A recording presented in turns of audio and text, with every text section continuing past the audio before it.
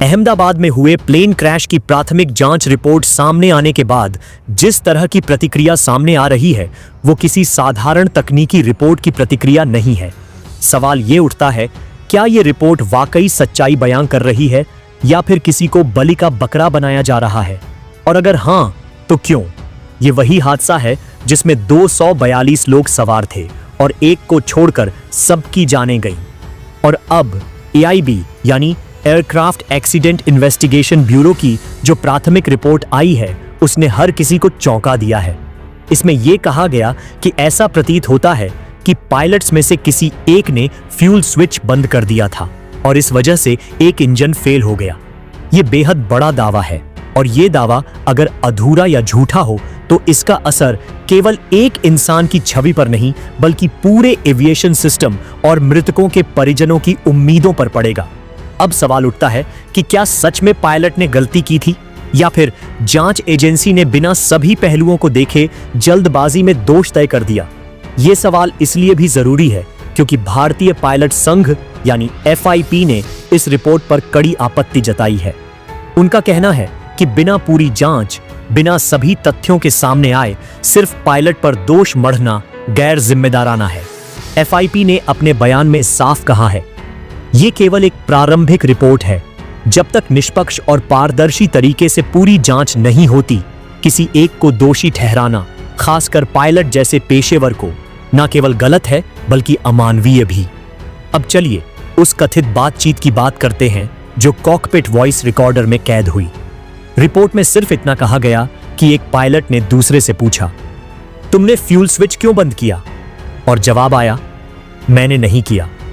लेकिन रिपोर्ट में यह स्पष्ट नहीं किया गया कि यह सवाल किसने किया और जवाब किसने दिया। क्या यह सवाल सीनियर पायलट सुमित सबरवाल ने किया था या को पायलट क्लाइव कुंदर ने? यह भी नहीं बताया गया कि किसकी आवाज थी, किसके टोन में घबराहट थी और किसके जवाब में क्या भाव थे। यानी जब सबसे जरूरी जानकारी रिपोर्ट में नहीं है तब यह कैसे मान लिया जाए कि पायलट ही दोषी हैं? यह तो ऐसा हुआ जैसे अदालत बिना मुकदमा किए किसी को उम्र कैद दे दे। क्या यह न्याय है? अब जरा सोचिए, क्या कोई पायलट जानबूझकर प्लेन क्रैश कराना चाहेगा जिसमें वह खुद बैठा हो? और अगर वह सुसाइड करना ही चाहता तो क्या वाकई वो जवाब देता, मैंने स्विच बंद नहीं किया? या चुप रहता या साफ कहता, हाँ मैंने किया? अगर यह आत्महत्या होती तो उसका बर्ताव कुछ और होता। वहीं तकनीकी विशेषज्ञों का कहना है कि यह फ्यूल स्विच कोई आम बटन नहीं होता जिसे गलती से हाथ लग जाए और बंद हो जाए। इसे बंद करने के लिए पहले एक लीवर उठाना होता है, फिर उसे पीछे खींचना होता है। यानी यह कोई गलती से हो गया जैसी चीज नहीं है और टेक ऑफ से पहले इसे कई बार चेक किया जाता है। तो सवाल है, स्विच रन से कट ऑफ मोड में गया कैसे? अब तक की जानकारी के मुताबिक टेक ऑफ के कुछ सेकंड्स के भीतर यह पूरी घटना घटती है।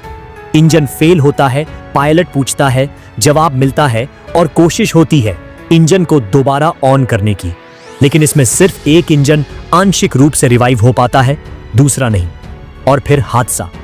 तो क्या सिर्फ 30-35 सेकंड की बातचीत के आधार पर यह तय कर देना कि हादसे के पीछे पायलट की गलती है न्याय संगत है? ये सवाल न केवल तकनीकी रूप से बल्कि नैतिक रूप से भी खड़े होते हैं। FIP का कहना है कि इस तरह की अधूरी जानकारी केवल पेशेवर पायलट्स की छवि को नुकसान नहीं पहुंचाती बल्कि उनके परिवारों पर भी मानसिक आघात डालती है।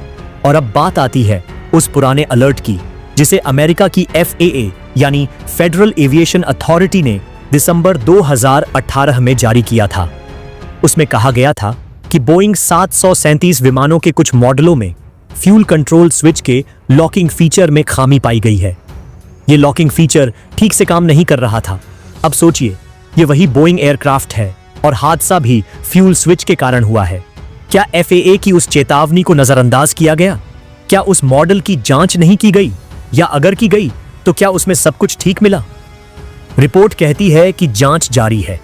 नागरिक उड्डयन मंत्री राम मोहन नायडू ने भी साफ कहा, यह केवल प्राथमिक निष्कर्ष हैं, फाइनल रिपोर्ट का इंतजार करें। लेकिन जब सवाल इतने भारी हैं, जाने गई हैं, तो सिर्फ इतना कह देना कि प्राथमिक है काफी नहीं है। अगर यह रिपोर्ट पब्लिक की गई है तो पूरी कीजिए। सिर्फ 2 लाइनों की बातचीत क्यों बताई गई? पूरे 45 मिनट के टेक ऑफ से लेकर क्रैश तक की कॉकपिट वॉइस क्यों नहीं जारी की गई? अगर कुछ छिपाने जैसा नहीं है तो सब सामने लाइए। दूध का दूध, पानी का पानी हो जाएगा। इस हादसे के दोनों पायलट्स सुमित सबरवाल और क्लाइव कुंदर का रिकॉर्ड बेहतरीन रहा है। सालों का फ्लाइंग अनुभव, एयर इंडिया की सभी मेडिकल जांचें पास की हुई, मेंटल हेल्थ रिपोर्ट क्लियर। फिर अचानक कैसे ये कहा जा रहा है कि शायद पायलट डिप्रेशन में थे? क्या पायलट्स जिंदा होते तो इन आरोपों का जवाब नहीं देते? पायलट्स की छवि पर दाग लगाना आसान है क्योंकि वो अब कुछ कह नहीं सकते, लेकिन उनके परिवार, उनके साथी, क्या उनका मन नहीं टूटता होगा ये सब सुनकर? कई एक्सपर्ट्स का यह भी कहना है कि यह पूरी घटना एक इलेक्ट्रिकल फेलियर का नतीजा हो सकती है। अगर प्लेन ने टेक ऑफ करते समय अचानक पावर लॉस कर दिया हो तो फ्यूल सप्लाई भी बंद हो सकती है। ऐसे में पायलट ने स्विच को बंद करके फिर ऑन करने की कोशिश की हो ताकि इंजन फिर से चालू हो जाए। लेकिन यह सब तब तक अटकलबाजी ही रहेगा जब तक कि पूरी रिपोर्ट, पूरा डेटा, पूरा कॉकपिट ऑडियो सामने न आए। आज देश के हजारों पायलट्स की आंखें इस रिपोर्ट की दिशा पर लगी हैं। वो चाहते हैं कि सच्चाई सामने आए, चाहे वो किसी के भी पक्ष में हो। लेकिन अधूरी, बेमेल और आधे सच के आधार पर दोषारोपण, यह किसी भी इंसाफ पसंद समाज को मंजूर नहीं होना चाहिए। तो सवाल ये है, क्यों नहीं जारी की गई पूरी ऑडियो? FAA की चेतावनी के बाद क्या कुछ किया गया? स्विच गलती से बंद हुआ या किसी खराबी की वजह से? टेक ऑफ के दौरान क्या अचानक कोई टेक्निकल फेलियर हुआ था? और अगर हां, तो उसका जिक्र रिपोर्ट में क्यों नहीं? जब तक इन सवालों के जवाब नहीं मिलते, तब तक पायलट को दोषी कहना उनके परिवारों को बिना वजह दुख देना है, और यह किसी भी इंसानियत वाले देश में स्वीकार्य नहीं होना चाहिए। हम आपसे वादा करते हैं कि जैसे जैसे जांच आगे बढ़ेगी, हम हर अपडेट आपके सामने लाते रहेंगे। लेकिन आपसे गुजारिश है, अफवाहों पर भरोसा न करें, और जब तक सच्चाई सामने न आए तब तक दोष तय न करें, क्योंकि कभी कभी एक अधूरी रिपोर्ट, एक झूठी अफवाह किसी की पूरी जिंदगी को मिटा सकती है। और इस बार वो जिंदगी किसी ऐसे की है जिसने आखिरी सांस तक 242 लोगों की जान बचाने की कोशिश की थी।